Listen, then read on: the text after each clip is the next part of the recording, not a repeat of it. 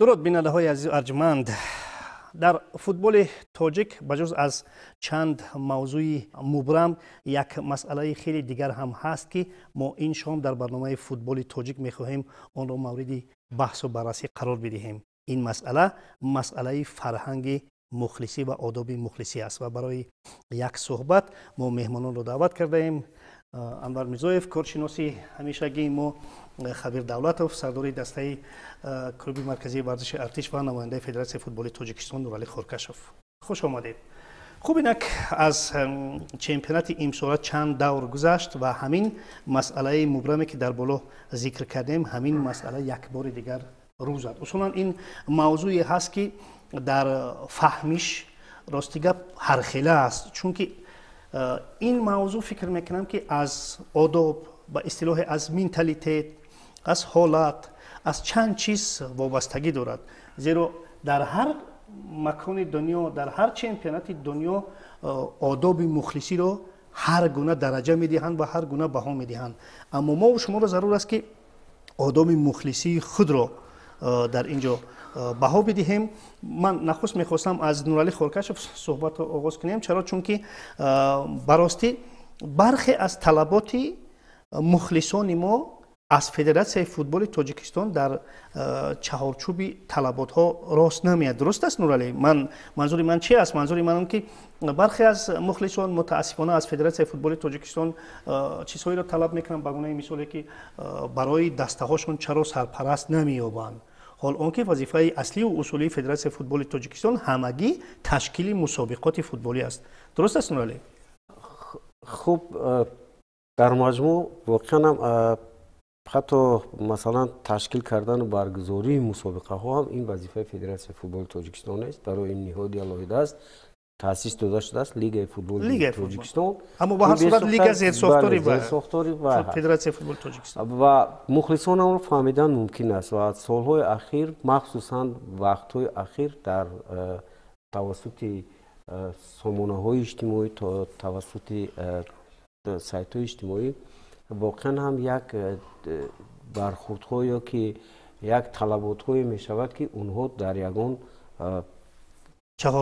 چهارچوب نمی‌ارزد. مثلا می‌نویسند که برای چی مثلا ورزشگاه 20 سالگی استقلالیت فدراسیون فوتبال تاجیکستان مثلا برای چی ورزشگاه 20 سالگی استقلالیت رو با دستگاه روشننمایی تامین نمی‌کند؟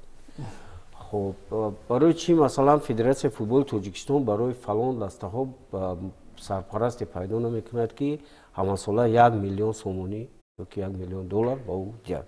و برادران آخر در یگان دنیا واقعا هم این چنین نیست که مثلا فدراسیون این مسئولی اساسی، فدراسیون نهادی اداره کننده فوتبال است. در فدراسیون فوتبال تاجیکستان ما هم تمامی زیرساختارهای خود تأسیس داده شدند و فدراسیون فوتبال مثلا لیگ فوتبال بانوان برگزاری مسابقه های بانوان، لیگ فوتبال کودکان نورسان، لیگ فوتبال تاجیکستان مسئول برگزاری مسابقه ها بین دسته های لیگ یکم و عالی.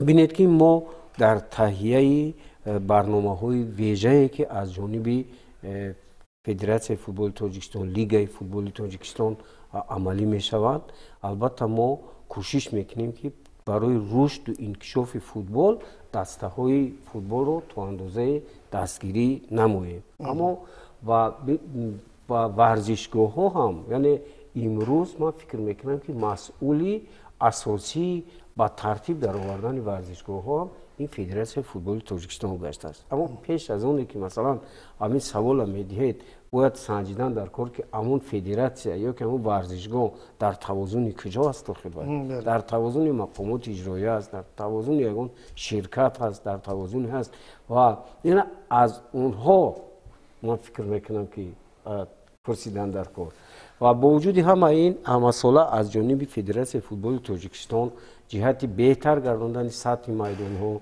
کمیسیون لیسانس کننده تأسیس داده میشه، طلبات خود را دارد و فدراسیون هم تمام کوشش‌هایش را به خرج میدهد که ورزشگاه های ما مطابق با برگزاری мусобиқаҳо гарданд. аммо вале фикр мекунам ки фаъолияти комиссия ин характери тавсиявӣ дорад. талаботҳош дар он ҷо албатта ҳаст, аммо ба ҳар сурат маслиҳатҳо дар он ҷо медиҳанд ки чӣ кор бояд кунанд дастаҳо клубҳо. бале барое ки масалан баргузор намудани ҳар мусобиқа дар варзишгоҳ пеш аз ҳама бояд ки мусобиқа ба сатҳи ҳамун варзишгоҳ ба сатҳи ҳамун мусобиқа мутобиқат кунад ва аз ҳамин лиҳоз аз ҷониби федератсияи футболи тоҷикистон чӣ ки гуфтем комиссия литсензиякунонӣ созмон дода мешавад, ҳамасола иншооти варзишӣ санҷида мешаванд. хай дар боз вобаста ба имконият албатта мо кӯшишҳоеро мекунем ки барои ҷавобгӯи ҳамун мусобиқа гардонидани варзишгоҳам тамоми чораҳоро мерасем. аммо боз ҳам мегӯем ки масалан ин ҳамаи ин дар тавозун ё ки дар вазифаи федератсияи футбол ё ки лигаи футбол нест. бо вуҷуди оне ки аз ҷониби масалан лига аз ҷониби федератсия барномаҳои ҷудогонае ки мешавад ва ҳамаи ин дастаҳои моро бинед, ҳамаи дастаҳо қариб ҳамасола дастгирӣ меёбанд ва ин дар асоси чӣ дастгирӣ меёбанд? Дар асоси кори лига, дар асоси таҳияи барномаҳои махсусе ки то ба масалан расидани дастгирӣ ёфтани инҳо як марҳилаҳои хеле зиёдеро тай мекунанд. бале дуруст гуфтед. ман аз Анвар Мирзоев мехостам бипурсам ҳамчун нафаре ки дар бисёр варзишгоҳҳо будед, ҳам дар Тоҷикистон, ҳам дар Осиё, ҳам дар Аврупо, ҳатто дар Амрико. хуб, чӣ тафовуте ҳаст миёни фарҳанги мухлисӣ он мухлисон ва мухлисии мо? чиро мушоҳида кардаед? бале, ман дар ин мавзӯъ гуфтан мехоҳам ки бале ма дар чанд мамлакатҳо будам ва мухлисии дигар дар дигар мамлакат чӣ хел мухлисӣ мекунанд тамошо кардам. ман гуфтам метавонам ки барои чи сабаби асли аз набудани ҳамин хел саволҳо пайдо шуда нашуд. аз он дар сабаб чист ки мо мухлисони мо дар Тоҷикистон пароканда аст. як барномаи муфассале нест дар болаи мухлисон, барномае ки мисол онҳоро мухлисони тоҷикро якҷоя кунанд ва фаҳмонанд ки федератсияи футболи Тоҷикистон дар кадом ҳолат ва чӣ корҳоро карда истодааст. аз ҳисоби надонистани ҳамин моҳият, надонистани вазифаи ҳар як даста, вазифаи федератсияи футболи Тоҷикистон, аз ҳисоби надонистани ҳамин чизҳо мухлисон баъд ҳамин хел саволҳо метиҳанд ки барои чӣ мисол сарпараст нест, барои чӣ дар мисол дар майдонҳо варзишгоҳҳо нест, чӯи рӯшандиҳанда нестанд ва инҳо ҳама саволҳо аз он пайдо мешавад ки онҳо намедонанд, онҳо бехабаранд. мисол ман гуфта метавонам ки дар мамлакати Россия дар вақте ки соли 2014 то ҳамон вақт мухлисон бисёр бетартибиҳо мекарданд, онҳо ҳам ҳамин хел аз федератсияи футболи Русия он қадар норозӣ буданд ва маҷбур шуданд, ҳукумати Русия маҷбур шуд ки як қонун дар бораи мухлисонро барорад ки барои ҳамин дуруст рафтор намудани мухлисони ҳамон мамлакати худашон як қонуне бароварданд. дар он қонун ҳама тарафҳо павлӯҳое ки барои мухлис бояд чӣ кор кунад онҷо нишон дода шудааст ва баъд аз он баъд пайдо шуданд фан-клубҳо пайдо шуданд, дар ҳар як даста фан-клубҳо пайдо шуданд ва онҳо тахмин ҳар як фан-клуб то 45-50 ҳазор одам дар онҷо номнавис шуданд ва контрол аз болои онҳо зиёд шуд ва баромада расид ки ҳам дониши онҳо нисбати мухлисӣ кардан зиёдтар шуд. ин хел саволҳое ки мисол дар ҳози ба мо метиҳанд он савол дигар пайдо нашуданд ва боз одоби мухлисӣ ҳам пайдо шуд. муқоиса кардани мухлисони моро бо мухлисони дигар мамлакатҳо, ман гуфта метавонам ки ягона мушкилоти мон аст ки мухлисони мон пароканда ҳастанд. онҳо боз гуфта будам ки онҳо ҳамон этикаи мухлисӣ худро намедонанд ва барои ҳамин ҳамчун вақте ки онҳо дар бозиҳоро тамошо мекунанд дар майдон, онҳое ки дар назди телевизор нео дар майдон тамошо мекунанд, рафторҳое ки онҳо мекунанд, онҳо он қадар мутобиқат намекунанд ба рафторҳои ҳамчун мухлисе ки ҳамон футболро тамошо омадааст. аз ҳамин сабаб баъд аз анҷоми бозӣ онҳо зиёдтар اعتراض میکنن برای هم داور، اعتراض میکنن برای وقتی گذراندن مسابقات. بله درست است که وقتی گذراندن مسابقات ما در وقت ناقلای است برای که مردم همون مخلصانی که میخوان به فوتبال بیان ساعت 4 روز آمدن نمیتونن و آنها مجبور میشوند که یا از تلویزیون تماشا کنند بازی را یا که همچون مخلص در میدان اشتراک نکنند. این بسیار خوب نیست. بله خوب نیست. ما اصلا فوتبال برای مخلصان است. اگر که مخلص که نباشد فوتبال اونقدر چیز نمیکنه. وقتی که ما ببینیم که میدان های ما بسیار از ورزشگاه از مخلص خالی است، این بسیار نه اونقدر خوب است برای ما. برای همینم من فکر دارم که برای ما لازم است که هم فدراسیون فوتبال توریستان و هم کلوب های فوتبال زیادتر اعتبار تیان به مخلصان خود و بعدتر با آنها کار کنند. بعد ما میتوانیم که به حالت های بیایم که مخلص همچون مخلص اشدی دسته مخلصی میکند اما نه مقابلی دسته. در حالت هایی که ما میبینیم بسیار حتی وقتی که آنها اعتراض میکنند و بر میدان سنگ میپرتویند و نگام بکلشکه میپرتویند و آن آورده میرسه که به دسته رو جریمه میکنند، میدان رو از گذراندن مسابقات محروم میکنند. این بسیار خوب نیست. بله من از خالد دولت میخواستم بپرسم اون نفری که به واسطه در همه بازی ها شرکت میکنید، من و نورعلی و انور میرزایف با یگان سبب ها میتوانیم که در ورزشگاه نباشیم، اما شما همه وقت در ورزشگاه هستید. از روی اون مسئولیتی که دارید چی احساس میکنید؟ چی ناراحتی دارید؟ بلکه چی راحتی دارید؟ یا اینکه ببینید ما امروز فوتبال نه فقط کار مردان است و فوتبال زنها هم جلب میشن. مثلا با تماشا با بازی هم بازی میکنن، حتی از لحاظ داوری مخلصان هستن، زنها، بچه ها، کودک ها. مثلا هر یک مخلص با مثلا خانوادهش مخلص میرود. شاید که در میدان فرزندش یا که یگان خویش تبار شده یا که دلخواه یک تیمی که مخلصی همون تیم هست با اهل عائله‌اش میرود. من شخصا خودم مثلا زیادتر من امروز مثلا همچون یک راهبر دسته نیو من همچون یک مخلص اگر صحبت کنم مثلا من با نبیرهم مثلا به هم میدان وارد میشم، باور که مثلا در خانه من نمیگذارم که مثلا با اینها گپ‌های قبیح شنوند و حقارت‌ها شنوند.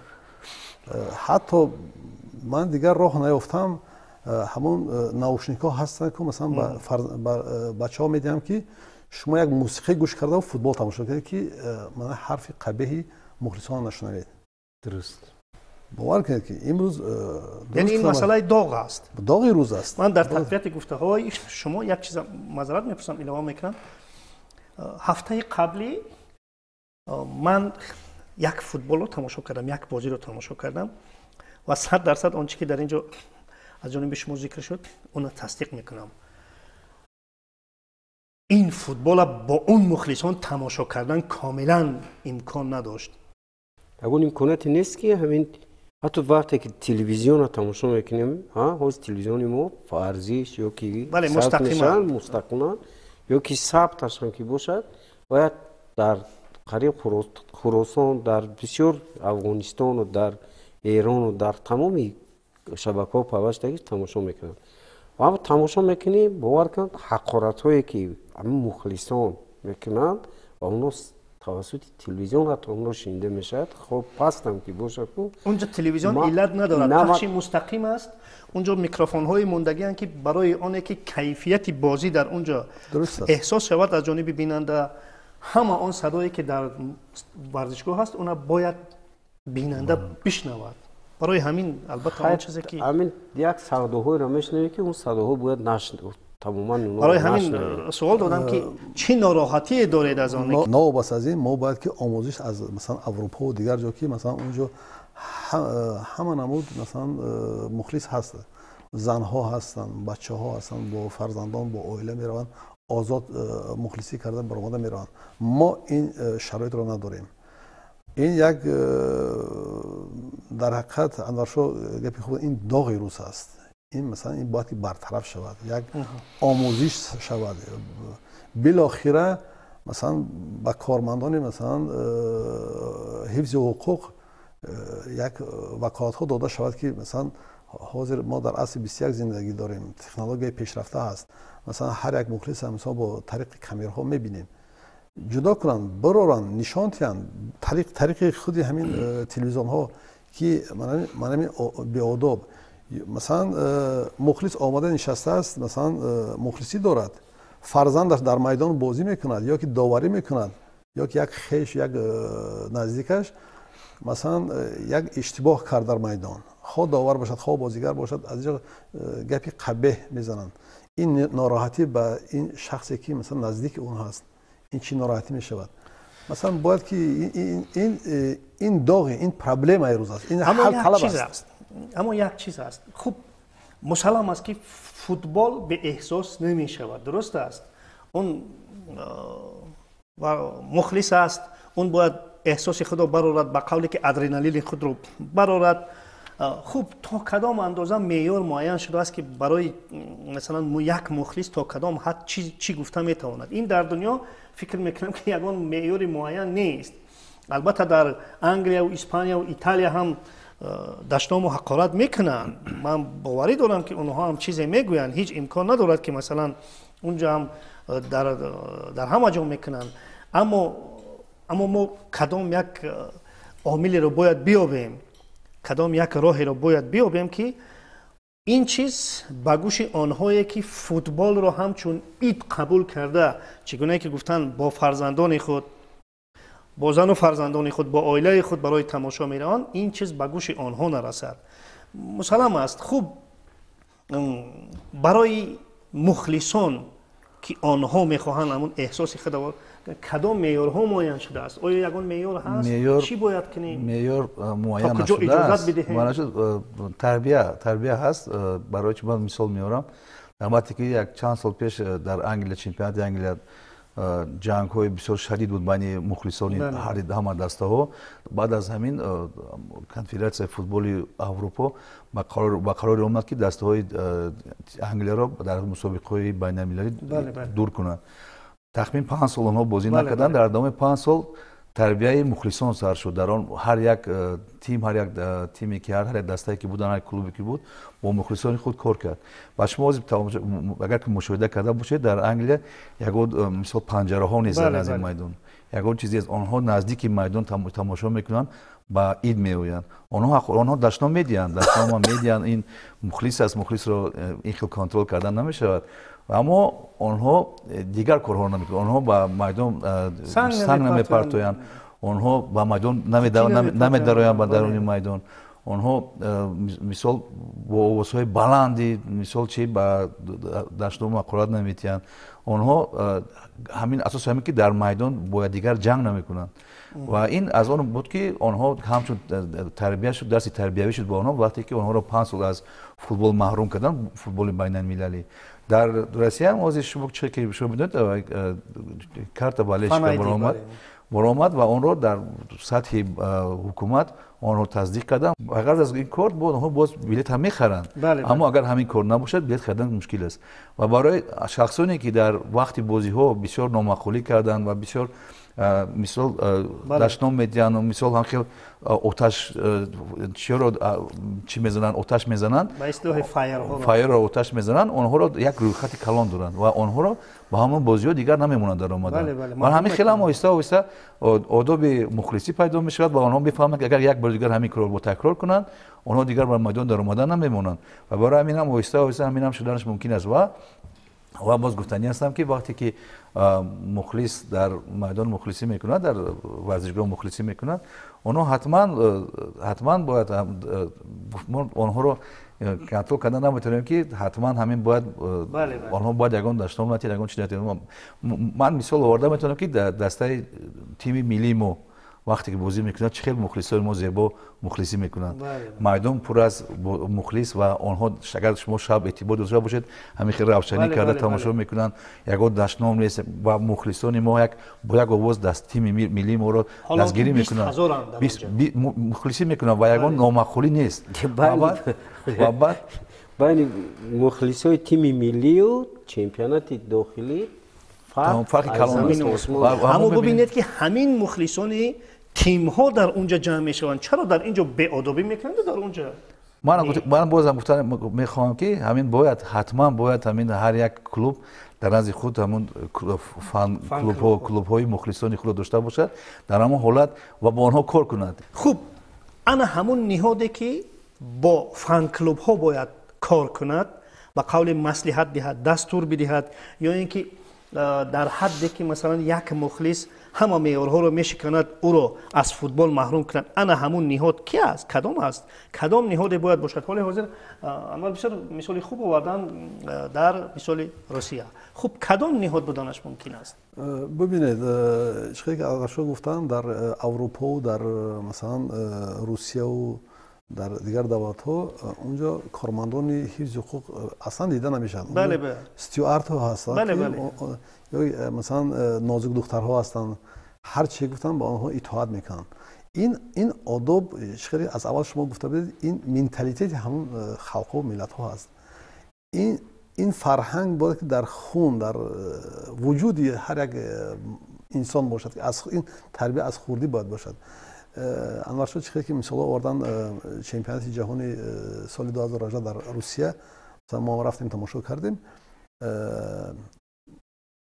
مخلصان تیم ژاپن بعد بازی از جا برخاستن اون ورزشگاه ها با پرگی از همه نمود از کاغذ پاره و از مثلا اون چیزی که آبجو یا که پیوا می نوشیدن اینقدر اطراف رو تازه کردن تمیز کردن برده نشان دادن و مثلا بازی هایی که دیگری که من شخصا در بازی های تیم ملی ژاپن بودم در مثلا مکزیک با برزیل و سوئیس با انگلیا اون مخلصان ژاپن آموزش دادند باور که بعد بازی برزیل و مکزیک مردم هم مخلصان مکزیک هم مخلصان برزیل از جا برخاستند هر کس با همون پاکت های سلافان جمع آوری کردن هر چیزی که در اونجا جای داشت بعدی بازی نگاه میکنه گویا که اینجا هیچ گپی نشده بود.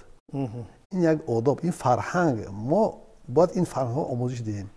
از کجا مثلا فکر میکنم که آموزشی مخلصا را باید خودی هم کلوب ها تربیت کنن. برای چی؟ برای که ببینید که مثلا کمیته نظارت انتظام هستن هر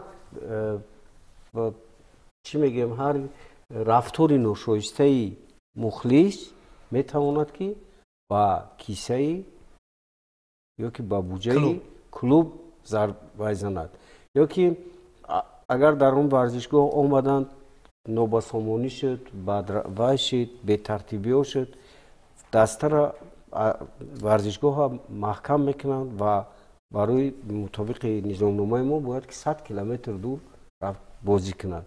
مثلا 3 بازی کرده تصور کنید که رفت در کجا بازی میکنند و واقعا فرهنگ مخلصی امروز در چطوری که ما گفتیم فرهنگ مخلصی امروز در قریب که تمامی دسته های ما با هر دو پا میلنگد نه با یک پا با هر دو پا میلنگد و این مسئولیت با مسئولیت اساسی به گردن همون نفرای هست که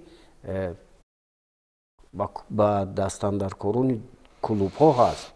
هفته گذشته من باعث کمیسر در بازی حاصلات و خطلان و حاصلات بودم. شماره کمترین مخلصان حاصلات آمدن به ورزشگاه.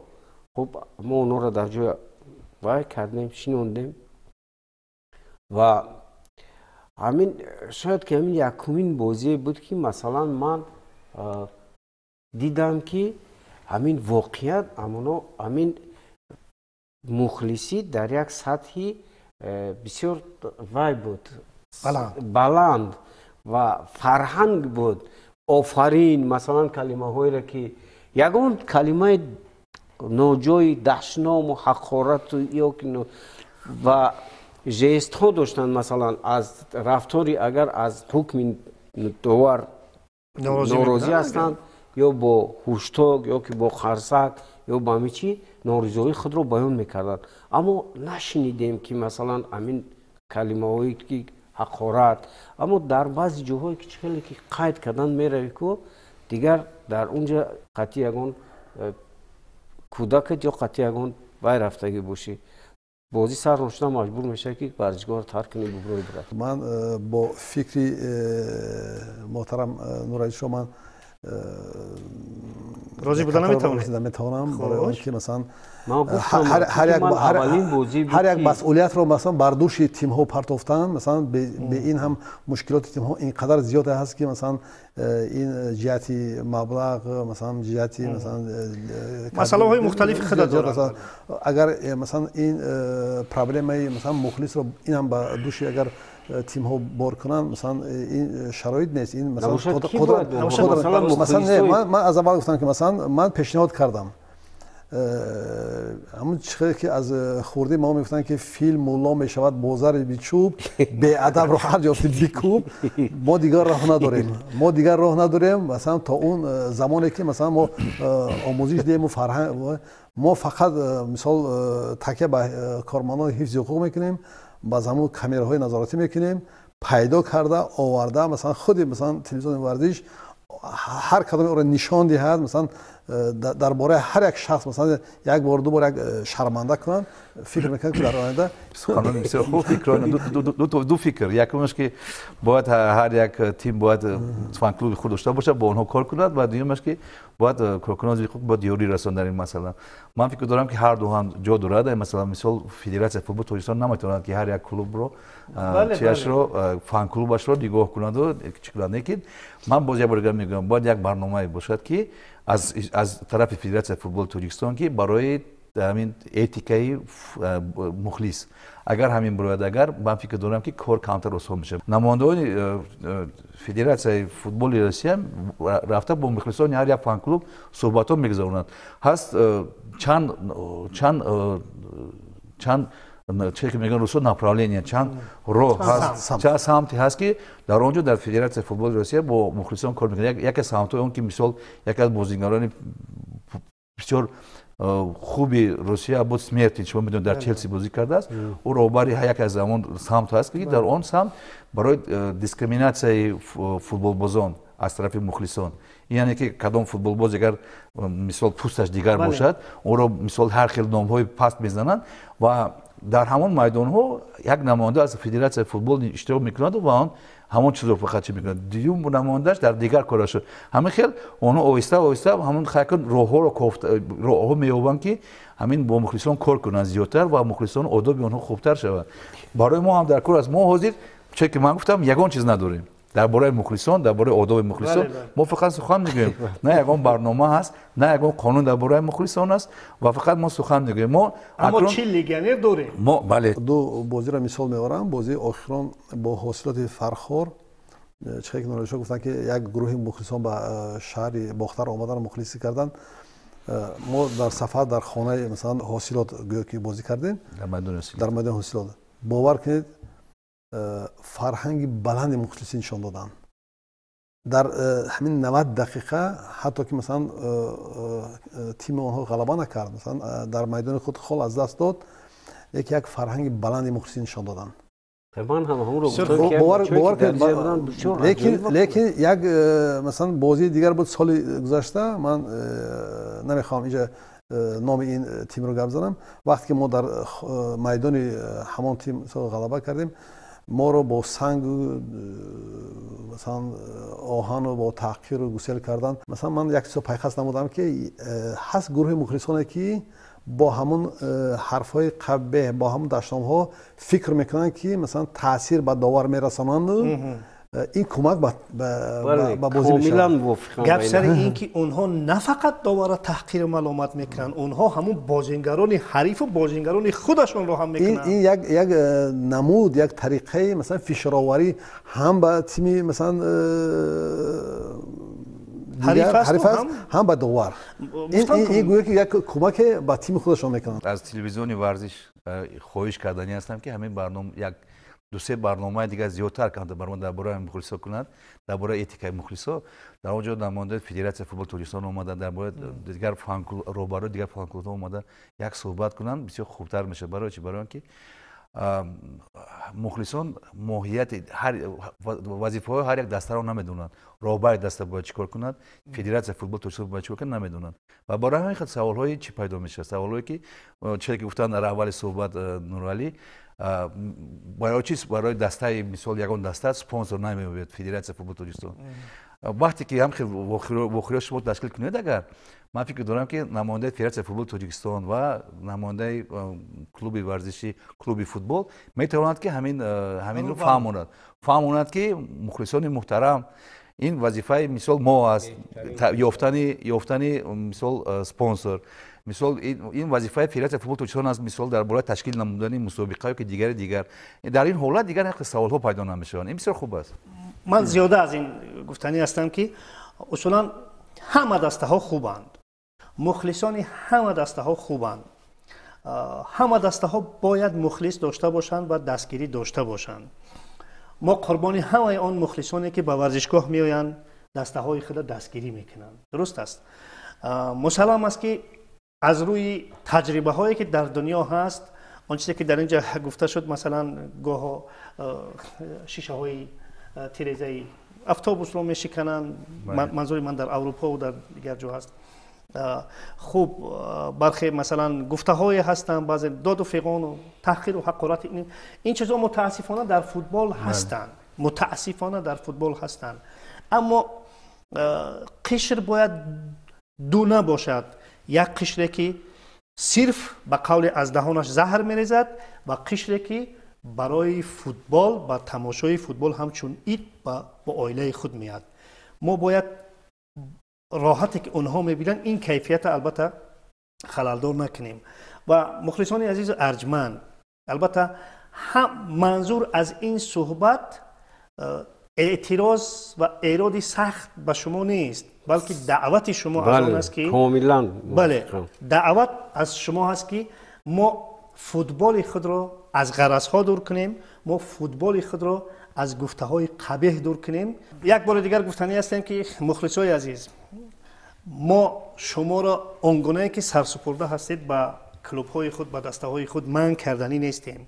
البته با همون سرسپردگی به دسته هاتون مخلصی کنید، اما فرهنگ مخلصی را رعایت کنید و فراموش نکنید که در بر شما نفر نشسته است که از گفته های قبیح شما ناراحت می شود. همین قدر است. و اگر ما میدونیم که در دنیا البته مخلصان زیادی هستند که به قولی که کارهای زیادی میکنند، اما اون کارهای به قول گنده نباید نمونه عبرت مخلص باشد. من برای یک صحبت خیلی خوبشون از مهمانان عزیز اظهار سپاس میکنم. امیدوار هستم که در برنامه‌های دیگری ما شرکت میکنید و البته ما موضوع و مسئله‌های مبرم دیگری رو مورد بحث و بررسی قرار خواهیم داد. دوستان عزیز، در همینجا برنامه فوتبال تاجیک به انجام میرسد. خیر.